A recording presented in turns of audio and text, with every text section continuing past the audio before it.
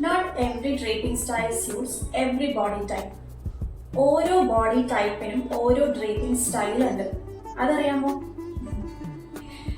ഇപ്പൊ ചില സാരികൾ നിങ്ങൾ ഉടുക്കുമ്പോഴത്തേക്കും എനിക്കിത് സെറ്റ് ആകുന്നില്ലല്ലോ, അല്ലെങ്കിൽ ഞാൻ ഉടുത്തിലൊരു ഭംഗിയില്ലല്ലോ, അങ്ങനെയൊക്കെ തോന്നാറില്ലേ? നമ്മുടെ ബോഡി ടൈപ്പിൽ സ്യൂട്ട് ആവാത്ത ഡ്രേപ്പിംഗ് സ്റ്റൈൽ നമ്മൾ നോക്കുന്നത് കൊണ്ടാണ് അങ്ങനെ ഒരു കുഴപ്പം വരുന്നത്. അപ്പോൾ ഇന്നത്തെ ഈ വീഡിയോയിൽ ഞാൻ എക്സ്പ്ലെയിൻ ചെയ്യാൻ പോകുന്നത് ഓരോ ബോഡി ടൈപ്പിന് പറ്റുന്ന ഫാബ്രിക് ഏതാണ്, അതിൻ്റെ ഡ്രേപ്പിംഗ് സ്റ്റൈൽ എങ്ങനെയാണ്, പ്ലസ് ഏത് ടൈപ്പ് ഓഫ് ബ്ലൗസസ് ആണ് അവർക്ക് സ്യൂട്ട് ആവുന്നത് എന്നൊക്കെയുള്ള കാര്യങ്ങളാട്ടോ. അപ്പോൾ ഈ വീഡിയോ സ്കിപ്പ് ചെയ്യാണ്ട് ഫുള്ളായിട്ട് കാണണം, എന്നിട്ട് സേവ് ചെയ്ത് വെച്ചോളൂ കേട്ടോ, ആവശ്യം വരും. അപ്പോൾ തുടങ്ങാം.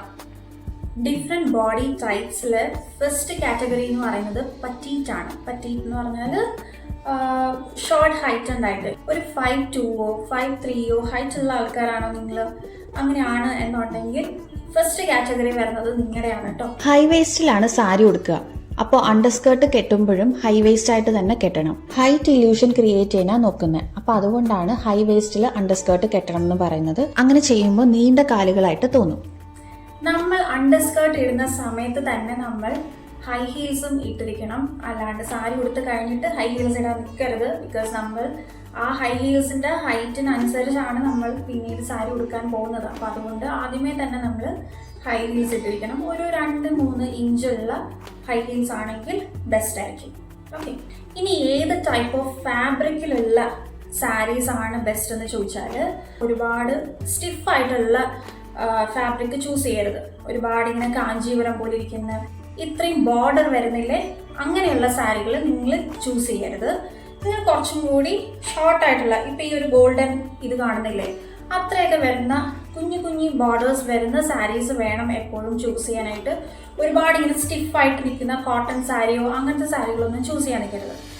കുറച്ചുകൂടി ഫ്ലോയി ആയിട്ട് കിടക്കുന്ന ക്രേപ്പ് അല്ലെങ്കിൽ സോഫ്റ്റ് സിൽക്കോ അല്ലെങ്കിൽ സോഫ്റ്റ് ആയിട്ട് മെറ്റീരിയലിൽ വരുന്ന കോട്ടൺ ഉണ്ടല്ലോ, അങ്ങനത്തെ സാരീസോ ജോർജറ്റോ ഷിഫോണോ അങ്ങനെയൊക്കെ വരുന്ന സാരീസ് ചൂസ് ചെയ്യാം.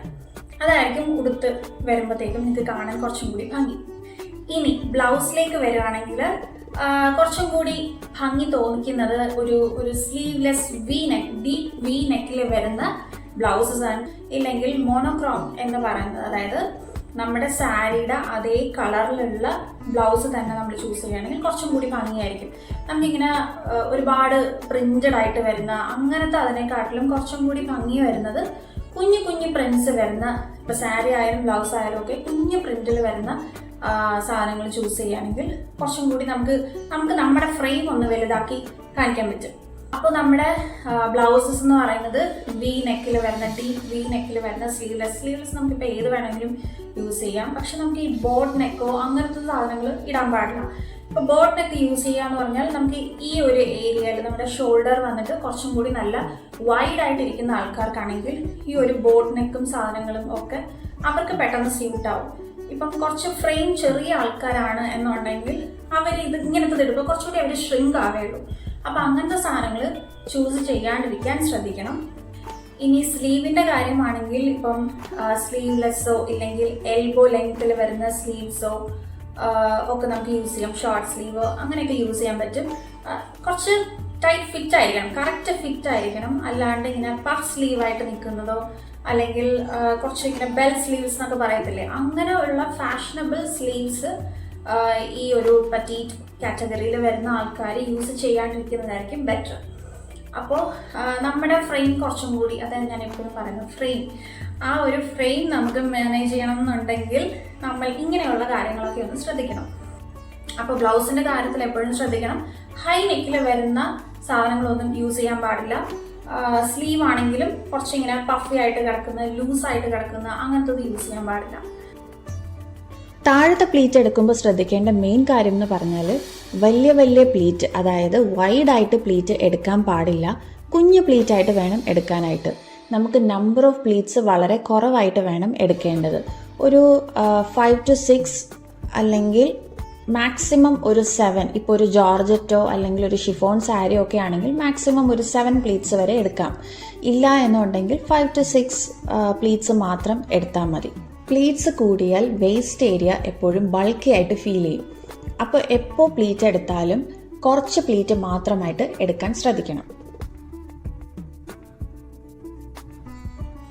പ്ലീറ്റ് എടുത്തു കഴിഞ്ഞാൽ ഫാൻ പോലെ സ്പ്രെഡ് ചെയ്ത് അത് വെച്ച് കുത്താൻ പാടില്ല. എപ്പോഴും അടുക്കി സ്ട്രെയിറ്റ് ലൈൻ പോലെ ആക്കി വേണം അത് കുത്തേണ്ടത്.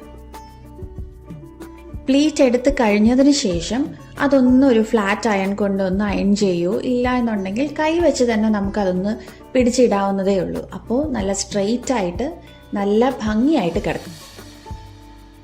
ഞാൻ ആക്ച്വലി വിചാരിച്ചത് ആദ്യം നിങ്ങൾക്ക് ഇതൊക്കെ ഇങ്ങനെ ഡെമോൺസ്ട്രേറ്റ് ചെയ്ത് കാണിച്ചു തരണം, അതായത് ഞാൻ ഇങ്ങനെ ഉടുത്ത് കാണിച്ചു തരണം എന്ന് ഞാൻ വിചാരിച്ചു. പക്ഷേ ഞാൻ എങ്ങനെ നോക്കിയിട്ടും എനിക്ക് ആ ഒരു സാധനം എനിക്ക് അങ്ങനെ തന്നെ കാണിക്കാൻ പറ്റുന്നില്ല. ബിക്കോസ് എൻ്റെ ഹൈറ്റ് എന്ന് പറഞ്ഞാൽ 5'7" ആണ്.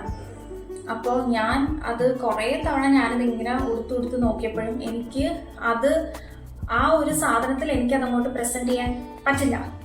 കാരണം ഞാൻ കാണിക്കുന്നത് ഒരു 5'2", 5'3" ഹൈറ്റിലുള്ള ആൾക്കാർക്ക് വേണ്ടിയിട്ടുള്ള ഒരു ഡെമോൺസ്ട്രേഷനാണ്. അപ്പോൾ അത് കാണിക്കുന്ന സമയത്ത് ഞാൻ അത്രയും സാധനങ്ങൾ ഞാൻ അതിൽ കൊണ്ടുവരണം.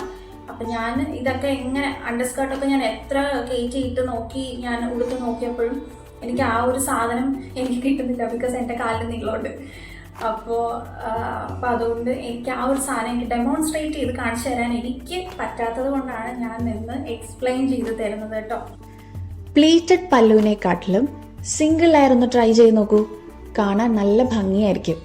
ഇതുപോലെ ഒന്ന് സെറ്റ് ചെയ്തിട്ട് പിൻ ചെയ്ത് ഒന്ന് റെഡിയാക്കി നോക്കിക്കേ. ഐ ഹോപ്പ് നിങ്ങൾക്ക് ഈ വീഡിയോ യൂസ്ഫുൾ ആയിട്ടുണ്ടാവുമെന്ന്.